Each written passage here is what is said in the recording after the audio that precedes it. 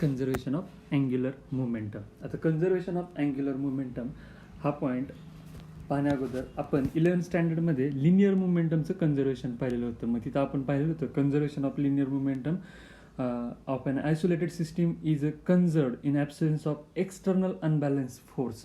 जोपर्यंत तुम्ही एखाद्या म्हणजे एखादी बॉडी रेस्टला जर असेल तर त्या बॉडीला जर तुम्ही एखादा अनबॅलन्स फोर्स ज्यावेळेस जोपर्यंत अप्लाय करत नाही तोपर्यंत ती बॉडी त्या पोझिशनपासून मूव्ह होणार नाही. हे आपण तिथं कन्झर्वेशनमध्ये पाहिलेलं होतं.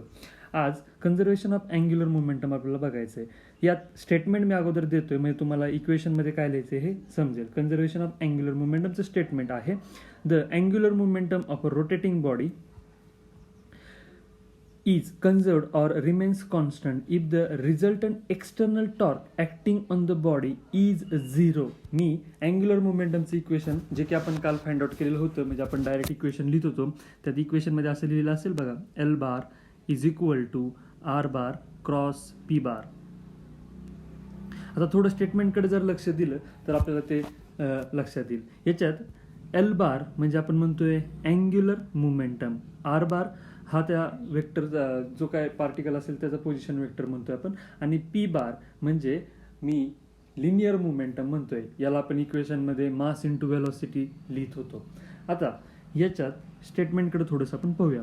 हे काय म्हणतायत angular momentum of a rotating body म्हणजे हा L is conserved or remains constant म्हणजे हा एल जो राहतोय ना हा कॉन्स्टंट राहतोय किंवा if the resultant external torque acting on the body is 0. Resultant external torque acting on the body is 0. External torque जर नसेल तर हा अँग्युलर मोमेंटम 0 राहतोय. मग याला या स्टेटमेंटमध्ये इथं जर पाहिलं तर ते म्हणतात रिमेन्स कॉन्स्टंट. हा एल जो काय आहे अँग्युलर मोमेंटम तो कॉन्स्टंट राहतो. हे कसं चेक करू शकतो. समजा मी याचा टाइम डेरिव्हेटिव्ह जर मी कन्सिडर करणार असेल म्हणजे मी जर याला म्हटलं D L bar by D T. आता कुठल्याही कॉन्स्टंट क्वांटिटीचं डिफरन्शिएशन जर मी घेतलं तर ते डिफरन्शिएशन येतं 0. मग हेच ते स्टेटमेंटमध्ये सांगतायत. मग ही जर क्वांटिटी कॉन्स्टंट असेल तर याचं डिफरन्शिएशन काय आलं पाहिजे 0 आलं पाहिजे. त्यासाठी मी काय करतो या टोटल इक्वेशनचं डिफरन्शिएशन घेतो. डिफरन्शिएशनमध्ये टॉर्कचं इक्वेशन जर मिळालं आणि टॉर्क जर 0 असेल तर ऑटोमॅटिकली हा D L by D T पण आपल्याला काय मिळेल 0 मिळेल. ठीक आहे. त्यासाठी मी आता डिफरन्शिएशन स्टार्ट करतो. आता डिफरन्शिएशनमध्ये माझं इक्वेशन मी परत लिहितो म्हणजे ते होतं L bar is equal to R bar cross P bar. ठीक आहे. मग differentiating with respect to time मी म्हणतो D L bar by D T is equal to D by D T of R bar cross P bar. आता इथं मला UV rule use करावा लागेल. तुम्ही हे मॅथमॅटिक्समध्ये शिकलेला असाल. आपण 11th स्टँडर्डमध्ये सेकंड चॅप्टरमध्ये पण डिफरन्शिएशन पाहिलेलं आहे. UV रूल तिथं आपल्याला दिलेला होता. मग आता या इक्वेशनमध्ये काय मिळेल तर मी पहिल्यांदा काय करतो R bar as it is ठेवतो. डिफरन्शिएशन ऑफ पी म्हणजे D P by D T plus P bar as it is ठेवतो cross D R bar by D T. Okay. हे डिफरन्शिएशन समजते ना. आपण UV रूल प्रमाणे हे पाहिलेलं होतं. हा यू आणि हा V. You as it is differentiation of V plus V as it is differentiation of you. तो रूल आपण इथं यूज केलेला आहे.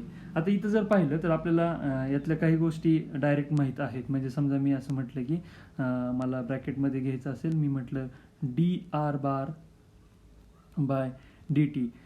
त्याचा टाइम डेरिव्हेटिव्ह जर घेतला पोझिशन वेक्टरचा तर आपल्याला तिथं व्हेलॉसिटी मिळते हे आपल्याला माहीत आहे. आणि D P bar by D T हे जे काय आहे त्याला आपण फोर्स म्हणतो. न्यूटन्स सेकंड लॉ जर तुम्हाला लक्षात असेल 11th स्टँडर्डचा तर तुम्हाला लक्षात येईल की मी इथं फोर्स का लिहितोय ते स्टेटमेंटमध्ये आपण सांगत होतो rate of change of a linear momentum of rigid body is directly proportional to the applied force. असं आपण इक्वेशन देत होतो. रेट ऑफ चेंज ऑफ हे दिसतं आपल्याला dp/dt rate of change of linear momentum is directly proportional to applied force F. त्याच्यावरून ह्या value जर मी वरच्या इक्वेशनमध्ये पुट केल्या तर इक्वेशन काय होतंय बघा, dl bar by dt is equal to, हे R bar as it is राहील, dp/dt ला मी म्हणतो f bar plus p bar cross v bar. Okay, आता या इक्वेशनमध्ये dl बार बाय dt मध्ये r bar cross f bar plus p bar cross v bar, याच्यात p बार जो दिसतोय तुम्हाला, या p बारला मी असं पण लिहू शकतो, कारण p bar is equal to mass into velocity आपण म्हणतोय. त्याप्रमाणे जर इक्वेशन जर लिहिलं तर इक्वेशनमध्ये मला लिहावं लागेल dl bar by dt is equal to r bar cross f bar plus मी इथे लिहितो m v bar cross v bar. इक्वेशनमध्ये r bar cross f bar plus m मी साईडला ठेवला आणि हे जर असं दिलं v bar cross v bar. आता आपल्याला मल्टिप्लिकेशन ऑफ व्हेक्टर त्याचे रूल्स आपण कॅरेक्टरिस्टिक्स सेकंड चॅप्टरमध्ये 11th स्टँडर्डला पाहिलेल्या होत्या. त्याप्रमाणे vector product of vector with itself is zero vector. म्हणजे मी जर इथं असं म्हटलं तर इक्वेशनमध्ये v बार क्रॉस v बार याप्रमाणे 0 लिहावं लागेल. मग इक्वेशन जे काय असेल ते इक्वेशन राहील by dt is equal to r bar cross f bar, कारण ही तर क्वांटिटी 0 झाली म्हणजे प्लस 0 होऊन जाईल. आणि आता या इक्वेशनमध्ये r बार क्रॉस f बार म्हणजे आपण त्याला काल टॉर्क लिहित होतो, म्हणजे या इक्वेशनला मला लिहिता येईल डो l bar by dt is equal to torque tau. Okay, आता इथं आपल्याला त्या स्टेटमेंटकडे जर पाहिलं तर थोडंसं लक्षात येईल. इथं काय म्हणतात, the angular momentum rotating body is conserved or remains constant, म्हणजे ते ॲज इट इज राहते कधीपर्यंत, if the external resultant external torque acting on the body is resultant external torque acting on the body is 0. म्हणजे समजा ही torque जरी तर मी 0 कन्सिडर केली, torque tau is equal to जर मी 0 म्हटलं तर automatically dl by dt is equal to काय लिहावं लागेल, मला 0 लिहावं लागेल. आणि जर डिफरन्शिएशन 0 येत असेल तर या l क्वांटिटीला मी काय म्हणेल, l ही काय आहे, कन्झर्व्ड ऑर रिमेन्स कॉन्स्टंट. ठीक आहे, इथं मला ते इक्वेशन समजेल. इथं आपल्याला ते डेरिव्हेशन दिसत असेल. आता या डेरिव्हेशनमध्ये मी जो लास्टचा पॉईंट सांगितला तो मी परत लिहितो. आता मला इथं काय मिळालेलं आहे, समजा torque tau is equal to जर मी काय कन्सिडर केलं असेल 0, तर ॲटोमॅटिकली काय होईल, dl बार बाय dt हा 0 मिळेल. आणि एखाद्या क्वांटिटीचं डिफरन्शिएशन 0 मिळत असेल तर त्या क्वांटिटीला आपण काय म्हणतो, कॉन्स्टंट. म्हणजे इथं l बार ही क्वांटिटी काय असेल, कॉन्स्टंट. म्हणून त्यांनी त्या स्टेटमेंटमध्ये तसं लिहिलेलं होतं की हे कॉन्स्टंट राहतात. ह्याचे एक्झाम्पल्स पाहिजेत तर त्याचे एक्झाम्पल्स आपण देतो, बॅले डान्सर आणि डायव्हिंग इन अ स्विमिंग पूल. आता बॅले डान्सर आणि स्विमिंग पूल्स ह्याचं जे एक्झाम्पल आहे मी तिथंच एक्सप्लेन करतो. आता एल कॉन्स्टंट राहतो म्हणजे याचं मिनिंग काय आहे, तर याचं मिनिंग असं आहे की समजा एल मी जर कन्सिडर केला तर एलचं इक्वेशन आपण देतो आय इंटू ओमेगा, बरोबर. हे इक्वेशन कशाबरोबर तरी ॲनालॉगस आहे, आपण कालच पाहिलेलं होतं. त्या इक्वेशनला आपण फाइंड आउट केलेलं होतं. टॉर्क आणि आपण अँग्युलर मोमेंटम पाहत होतो, त्यात आपण या क्वांटिटी पाहिलेल्या आहेत. तर हे कशावर ॲनालॉगस आहे, तर लिनियर मोमेंटम बरोबर म्हटलेलं होतं. म्हणजे P is equal to mass into velocity होतं. इथे व्हेलॉसिटी लिनियर ह्याच्यातलं ट्रान्सलेशनल व्हेलॉसिटी आहे आणि ओमेगा म्हणजे अँग्युलर व्हेलॉसिटी किंवा स्पीड म्हणतो. मास तिथे इनर्शियाचं काम करतो. इथं इनर्शिया आपण लिहितो MI/RI² समेशनवर, म्हणून आपण म्हणतो I is equal to 1 to n equation देतो. त्याप्रमाणे या दोन क्वांटिटी काय म्हटले होते की ॲनालॉगस आहेत. ठीक आहे, आता मी जर समजा एखादा स्विंग कन्सिडर केला, म्हणजे एखादी डिस्क कन्सिडर केली आणि ती डिस्क एखाद्या ॲक्सिसच्या सराउंडिंगमध्ये रोटेट होत असेल आणि त्याचा स्पीड जर ओमेगा असेल आणि त्या बॉडीचा म्हणजे या टोटल बॉडीचा मुवमेंट ऑफ इनर्शिया समजा मी आय म्हणत असेल तर याला मी म्हणतो ω1I1 म्हणजे इक्वेशनमध्ये L1 इज इक्वल टू काय होईल I1 ω1. समजा ॲक्सिस ऑफ रोटेशन जर मी थोडासा इकडे तिकडे केला तर अँग्युलर मोमेंटम रिमेन्स कन्झर्व राहते म्हणजे मी त्याला L2 म्हणेल. L2 इज इक्वल टू काय लिहावं लागेल मला I2 ω2 म्हणजे मी याला इथून इथं कुठेतरी शिफ्ट केला तर याचा मुवमेंट ऑफ इनर्शिया चेंज होईल. पण जसा मुवमेंट ऑफ इनर्शिया चेंज झाला त्याचबरोबर लगेच दुसरी क्वांटिटी काय चेंज होईल ω2 म्हणजे हे मला काय लिहिता येईल I1 ω1 is equal to I2 ω2. म्हणजे मी समजा इथं I1 इन्क्रीज केला असेल तर ओमेगाची काहीतरी व्हॅल्यू आहे आणि I2 जर इथं मी डिक्रीज केला तर ओमेगा पण परत त्याप्रमाणे चेंज होईल. ठीक आहे, इथं मला तसं लिहिता येणार नाही I1 ओमेगा इन्क्रीज आहे डिक्रीज आहे. आपण असं म्हणू की I1ची काहीतरी व्हॅल्यू आहे त्या अमाऊंटमध्ये इथं ओमेगा आहे असं आपण म्हटलेलं आहे. ठीक आहे, आता I1ची जी व्हॅल्यू आहे त्याप्रमाणे ω1 आहे. तुम्ही मुवमेंट ऑफ इनर्शिया चेंज केला म्हणजे ॲक्सिस ऑफ रोटेशन कुठेतरी चेंज केला. ॲक्सिस ऑफ रोटेशन ज्या अमाऊंटमध्ये चेंज झाला त्याच अमाऊंटमध्ये परत मला काय चेंज मिळेल ω2 चेंज मिळेल आणि या दोन्ही क्वांटिटी काय मिळतील सेम मिळतील म्हणजे याला आपण कन्झर्व्ड असं म्हणतोय. ठीक आहे, त्याचंच एक्झाम्पल म्हणजे इथं बॅलेड आन्सरचं एक्झाम्पल तुम्हाला देता येतं. मी ते एक्झाम्पल तुम्हाला दाखवतो. आता हा बॅलेड आन्सर जे काही दिलेला आहे त्यात बघा मुवमेंट ऑफ इनर्शिया. तर आपण टी व्हीमध्ये वगैरे पाहिलेलं आहे की ते कंटिन्युअस स्विंग घेत असतात आणि ते त्यांच्या ह्याच्यात त्यामध्ये ते डान्स करत असतात. मग आता त्यावेळेस त्यांना प्रत्येक वेळेस त्यांचे हँड्स काही वेळेस फोल्ड करावे लागतात काही वेळेस ओपन करावे लागतात म्हणजे त्यांच्या त्या पोझिशन वेगवेगळ्या दाखवाव्या लागतात. त्याप्रमाणे आता इथं फर्स्ट फिगरमध्ये जर तुम्ही पाहिलं तर बघा त्याचे आर्म्स जे आहेत ते आउटस्ट्रेच आहेत म्हणजे बाहेरच्या साईडला आपल्याला दिसत आहेत. मग आता ज्यावेळेस त्याचा ॲक्सिस ऑफ रोटेशन जर मी पाहिला तर हा ॲक्सिस ऑफ रोटेशन इथं कुठेतरी असेल. मग जे काय हँड आउटस्ट्रेच आहे याच्यामुळं त्या बॉडीचा मुवमेंट ऑफ इनर्शिया इन्क्रीज झालेला असेल का तर मुवमेंट ऑफ इनर्शियाचं इक्वेशन लिहितो आपण I is equal to M समेशनमध्ये मी देतो summation over I is equal to आपण म्हणतो 1 to n म्हणजे n नंबर ऑफ पार्टिकल पर्यंत मी याला म्हणतो MI/RI स्क्वेअर. आता इथं जर पाहिलं तर बघा मास डिस्ट्रीब्युशन आणि डिस्टन्स म्हणजे समजा तुम्ही हँड आउटस्ट्रेच केले तर इथपर्यंतचं मास आणि त्याचं डिस्टन्स इन्क्रीज झालं म्हणजे त्याचा ही जी काय क्वांटिटी ती इन्क्रीज झाली आणि हे जर इन्क्रीज झालं तर मुवमेंट ऑफ इनर्शिया काय झाला इन्क्रीज झाला. म्हणून इथं काय लिहितात I लार्ज म्हणजे मुवमेंट ऑफ इनर्शिया काय होतोय इन्क्रीज होतोय. मुवमेंट ऑफ इनर्शिया इन्क्रीज झाला त्यावेळेस ओमेगा काय असेल स्मॉल असेल. आता ओमेगा स्मॉल असेल म्हणजे का तर आपण कन्झर्व्ड म्हणतोय ना अँग्युलर मोमेंटम कन्झर्व्ड त्याप्रमाणे. मग या सिच्युएशनमध्ये मला जर इथं द्यायचं असेल तर मी इथं काय देईन ह्याला I1 ω1. ठीक आहे, ह्याच्यात त्यांनी सांगितलेलं आहे की I जो आहे तो काय आहे लार्ज आणि ओमेगा जो आहे तो आहे स्मॉल.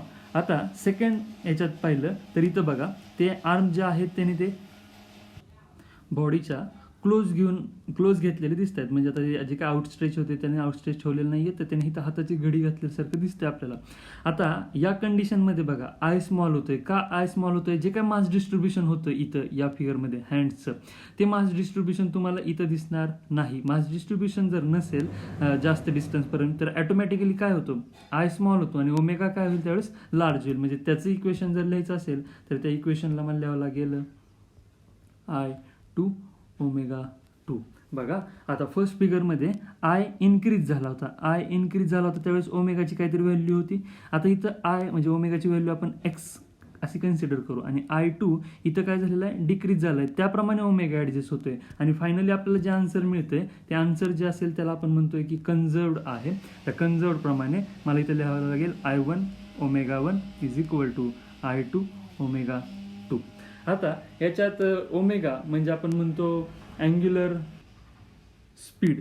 समजा अँग्युलर स्पीड आपण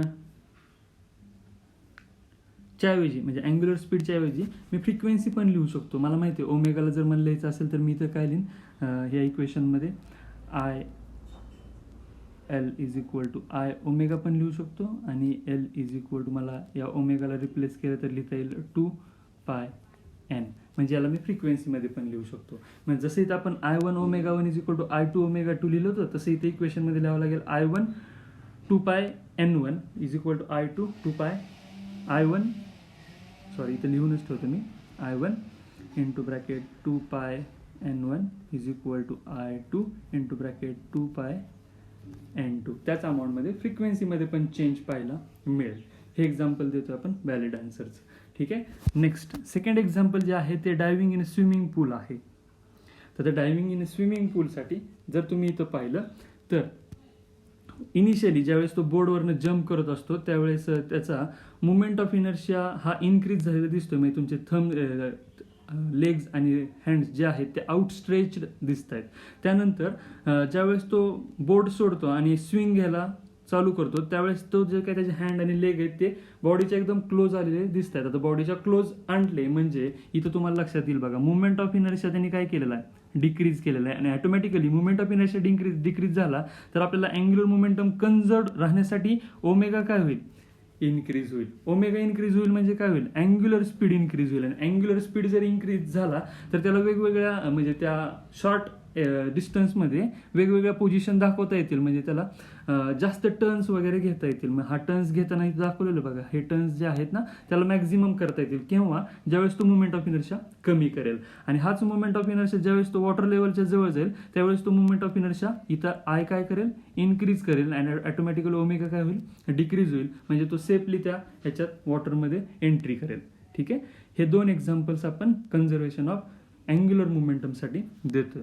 आता या अँग्युलर मोमेंटमचं इक्वेशन आणि याचे दोन एक्झाम्पल व्यवस्थित लक्षात ठेवा. ठीक आहे. कालच आपण बोललो होतो की अँग्युलर मोमेंटम नंतर movement of inertia of uniform disc आपण घेणार होतो. आपलं रिंग आणि डिस्क राहिलेलं होतं. म्हणजे त्या पॉईंट्सला आपण शेवटी घ्यायचं असं ठरवलेलं होतं. त्याप्रमाणे मी आता movement of inertia of disc तुम्हाला सांगतो. याच्यामध्ये मी एक युनिफॉर्म मास डिस्ट्रीब्युशन असणारी डिस्क कन्सिडर करतोय. आता ही 2 डायमेन्शनल सर्क्युलर ऑब्जेक्ट आहे. याच्यामध्ये युनिफॉर्म मास म्हणजे पर युनिट एरिया जर मी कन्सिडर केलं तर मला सरफेस डेन्सिटीचा रेशो सांगता येतो. Surface density sigma is equal to आपण लिहितो मास पर युनिट एरिया. आता जर युनिफॉर्म डिस्ट्रीब्युशन असेल तर मास पर युनिट एरिया काय राहतो, सेम राहतो. म्हणून मी इथं इक्वेशनमध्ये लिहित असताना एरियाचं पण इक्वेशन देऊन टाकतो. Sigma is equal to M upon pi R square. Area of a disc मी लिहितोय पाय आर स्क्वेअर. इथं आर मी कॅपिटल घेतो कारण आपल्याला फिगरमध्ये जे दिलेलं आहे तो कॅपिटल आर आहे, पाय आर स्क्वेअर. ठीक आहे. आता जर डिस्ट्रीब्युशन युनिफॉर्मली असेल तर मला इथं मुवमेंट ऑफ इनर्शिया जर फाइंड आउट करायचं असेल तर मला प्रत्येक पार्टिकलचा मुवमेंट ऑफ इनर्शिया घेणं आणि त्याचं डिस्टन्स फाइंड आउट करणं पॉसिबल नाही आहे. म्हणून युनिफॉर्म डिस्ट्रीब्युशनसाठी एक साधी कन्सेप्ट यूज केली जाते, ती मी अगोदर तुम्हाला सांगतो. आपण मुवमेंट ऑफ इनर्शियाचं इक्वेशन जे काही लिहिलं होतं, I is equal to summation over I is equal to 1 to n mi r i square. आता हे एम आर स्क्वेअर म्हणजे काय, समजा हे ऑब्जेक्ट जर मी कन्सिडर केलं तर याच्यावरती एन नंबर ऑफ पार्टिकल्स असतील. त्या एन नंबर ऑफ पार्टिकलचं ॲक्सिस ऑफ रोटेशन पासूनचं डिस्टन्स हे वेगवेगळं असेल. त्याप्रमाणे एन नंबर ऑफ पार्टिकल्स आहेत. पार्टिकल स्टार्ट होतोय 1 to n. मग एन नंबर ऑफ पार्टिकलपर्यंत घ्यायचं असेल तर आपण ह्याचं समेशन घेतोय, म्हणजे ॲडिशन घेतलेली होती. त्याप्रमाणे मी इक्वेशन दिलेलं आहे. पण युनिफॉर्म मास डिस्ट्रीब्युशन जर असेल तर मला हे सगळं करायची गरज नाही. प्रत्येक पार्टिकलचा मुवमेंट ऑफ इनर्शिया घ्या, त्याची ॲडिशन करा. तर त्या कंडिशनमध्ये आपण इंटिग्रेशन यूज करतो. आणि इंटिग्रेशन यूज करत असताना त्या इंटिग्रेशनचं इक्वेशन फक्त असं लिहितो, I is equal to integration of R square DM. आता आर स्क्वेअर डीएम म्हणजे काय केलेलं आहे बघा, एक स्मॉल पार्टिकल म्हणजे जसं या फिगरमध्ये दाखवल्याप्रमाणे ही डिस्क आहे, त्या डिस्कवरमधली एक रिंग मी कन्सिडर करतोय. त्या रिंगचं मास हे डीएम आहे असं मी म्हटलेलं आहे. आणि त्याचं डिस्टन्स जे आहे ते आर देतोय, म्हणजे हे आर स्क्वेअर डीएम. याचं इंटिग्रेशन घेतलं की मला टोटल डिस्कचे म्हणजे हे आर स्क्वेअर डीएम हे झाला मुवमेंट ऑफ इनर्शिया.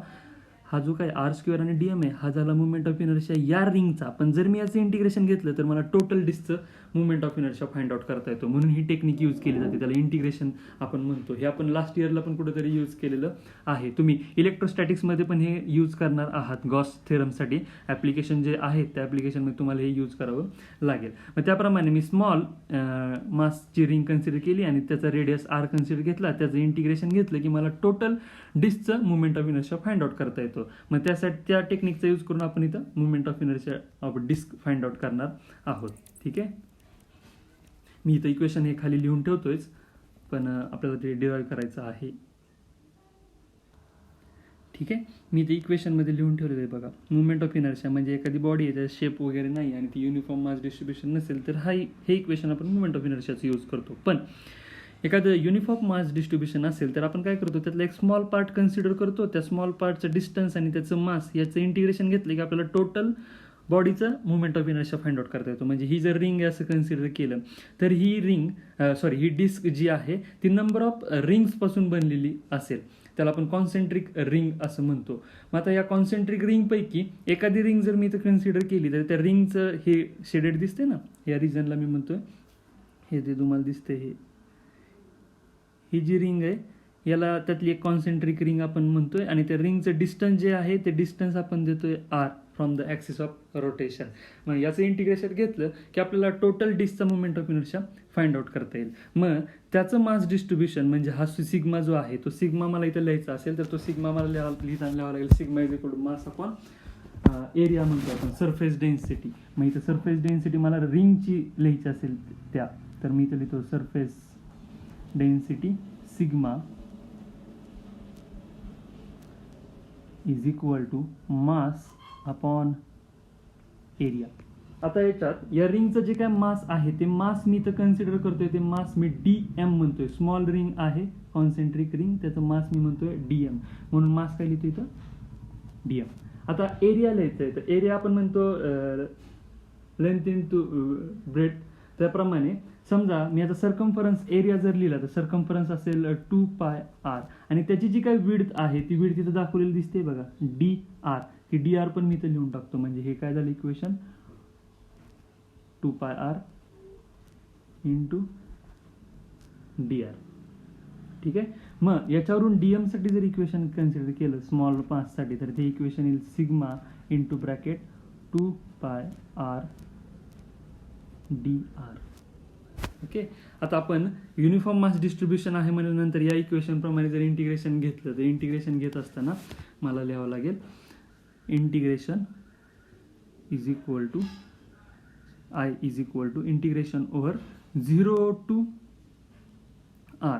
आता या डिस्कमध्ये मी जे काय mass ring concentric ring consider केलेलं आहे त्या रिंग कशा असतील तर या सेंटरपासून या R डिस्टन्सपर्यंत असतील. म्हणून मी इथे इंटिग्रेशन काय घेतोय 0 to R. त्यातली मी कॉन्सेंट्रिक रिंग एक कन्सिडर केलेली आहे, त्या रिंगवरून मी ते सांगतोय. मग इक्वेशनमध्ये ते लिहित असताना त्याप्रमाणे 0 to R जर मला इक्वेशनमध्ये घ्यायचं असेल तर मी इथं इक्वेशन लिहिताना लिहितो कॉन्सेंट्रिक रिंगचं मी integration of I suffix R लिहितो. सफिक्स R म्हणजे ही जी काय कॉन्सेंट्रिक रिंग आहे त्याचं distance from axis of rotation small r आहे. त्याप्रमाणे जर इंटिग्रेशन घेतलं तर ते इंटिग्रेशन होईल 0 to R. इंटिग्रेशनमध्ये आपण लिहितो R² DM. आता या DM ची व्हॅल्यू आपल्याला माहिती आहे, ती DM ची व्हॅल्यू मी इथून पुट केली तर इक्वेशन काय होईल I is equal to integration of 0 to R R² into bracket 2πr DR. ठीक आहे. आता या डेरिवेशनमध्ये 2π हा कॉन्स्टंट आहे, मी त्याला इंटिग्रेशनच्या बाहेर घेऊन टाकतो. म्हणजे हे होईल 2π इंटिग्रेशन ऑफ 0 to R. हा R² आणि हा R म्हणजे हे होईल R³ DR. ठीक आहे. म्हणजे इक्वेशन जे काय असेल ते इक्वेशन लिहिताना मला असं लिहावं लागेल. आता हे जे काय डेरिवेशन आहे ते मी आता इथे घेतो I is equal to 2π integration of 0 to R R³ DR. ठीक आहे. आता इंटिग्रेशन आपल्याला रूल माहिती आहे, इंटिग्रेशनचा रूल तुम्हाला लक्षात असेल तर बघा आपण असं लिहित होतो integration of R⁻n is equal to R⁻n+1 divided by n+1. त्याप्रमाणे इंटिग्रेशन जर घेतलं तर इथं n जो दिसतोय तो आपल्याला आहे n3 म्हणजे integration I is equal to होईल 2π n आपला आहे तो आहे 3 म्हणजे इथं काय लिहावं लागेल R⁻3+1 डिवायडेड बाय 3+1 हे इंटिग्रेशन येईल. म्हणजे मी इथं परत लिहितो I is equal to 2π into याला मला अजून लिमिट पुट करायचे 0 to R म्हणजे याला लागेल R⁻4 डिवायडेड बाय 4. आता याच्यात मी लिमिट पुट करत असताना 0 to R upper limit minus मी काय करतो, लोअर लिमिट पुट करतो. त्याप्रमाणे इक्वेशन होईल माझं I is equal to 2π. Upper limit आहे माझं आर, म्हणजे r⁴ divided by 4. Lower limit 0च आहे, म्हणजे ते काय नाही लिहिलं तरी चालेल. म्हणजे मला मोमेंट ऑफ इनर्शिया जो काय मिळाला तो काय असेल, 2π r⁴ डिवाइड बाय 4. आता याच्यात आपली थोडीशी मिस्टेक झालेली तर दिसेल बघा. आपल्याला इथं सिग्मा लिहायचा राहिला आहे, बरोबर. इथं सिग्मा येईल. कुठून सिग्मा लिहायचा राहिला बघा, इथून कुठून तरी लिहायचा राहिला. म्हणजे हे सिग्मा, इथं पण काय लिहावं लागेल सिग्मा, इथं येईल सिग्मा, इथं मी सिग्मा घेतो. ठीक आहे, हे थोडं घ्यायचं राहिलं बरं का. आता हा सिग्मा झाला. तर या इक्वेशनमध्ये मुवमेंट ऑफ इनर्शिया जर पाहिला तर आय इज इक्वल टू, मी इथे लिहितो 2π into bracket sigma into r⁴ divided by 4. या सिग्माची व्हॅल्यू तुम्ही इथं कुठेतरी फाइंड आउट केली बघा. हा जो सिग्मा आहे ना तो इथं कुठेतरी फाइंड आउट केलेला आहे. Sigma is equal to mass upon area. Mass upon area देतो आपण πr². मी ती व्हॅल्यू डायरेक्ट पुट करतो, कारण आता आपण टोटल रिंग डिस्कसाठी फाइंड आउट करतो. तर रिंगचा विचार करायचा नाही सिग्माच्या बाबतीत, म्हणून मी इथं काय लिहितो 2π.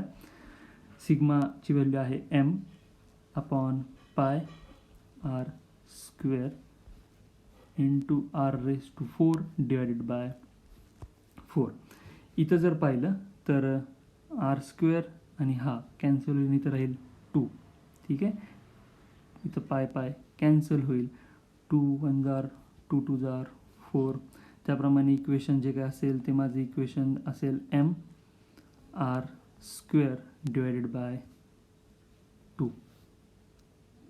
mr² by 2 movement of inertia of disc. हे डेरिवेशन आपल्याला मिळेल. आता हे movement of inertia of disc जसं फाइंड आउट केलं तसंच आपल्याला रिंगचं पण फाइंड आउट करता येतं. ते रिंगचं फाइंड आउट करायचं असेल तर काय करायचं, समजा मी इथं रिंग कन्सिडर केली, त्या रिंगमध्ये मी म्हटलं अशी काहीतरी रिंग आहे, त्या रिंगचं movement of inertia find out करायचं आहे.